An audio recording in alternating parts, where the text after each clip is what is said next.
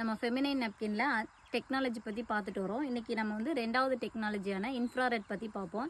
Infrared நம்மளுக்கு என்ன பண்ணுது அப்படின்னா, இன்றைக்கெலாம் நம்ம கேள்விப்பட்டுகிட்டே இருக்கோம் இல்லையா, ஹார்மோன் இம்பேலன்ஸ்டாக இருக்குது, ஹார்மோன்ஸ் இம்பேலன்ஸ்டாக இருக்குன்ட்டு. அந்த ஹார்மோன்ஸை நம்மளுக்கு வந்து பீரியட்ஸ் டைமில் சரியாக இம்பேலன்ஸாக இருக்கும். பீரியட்ஸ் டைமில் கொஞ்சம் அதிகமாகவும் கொஞ்சம் கம்மியாகவும் சுரக்கிற மாதிரி இருக்கும். ஸோ இன்ஃப்ராரெட் நம்மளுக்கு வந்துட்டு ஹார்மோன்ஸை பேலன்ஸ்டாக சுரக்க வைக்குது. ஸோ நம்ம ஹார்மோன்ஸ் வந்து பேலன்ஸ்டாக இருக்கும்போது நம்ம நல்லா ரெஃப்ரெஷ்மெண்ட்டாக இருக்கலாம்.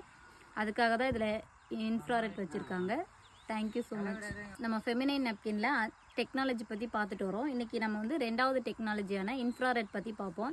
இன்ஃப்ராரெட் நம்மளுக்கு என்ன பண்ணுது அப்படின்னா, இன்றைக்கெலாம் நம்ம கேள்விப்பட்டுகிட்டே இருக்கோம் இல்லையா, ஹார்மோன் இம்பேலன்ஸ்டாக இருக்குது, ஹார்மோன்ஸ் இம்பேலன்ஸ்டாக இருக்குன்ட்டு.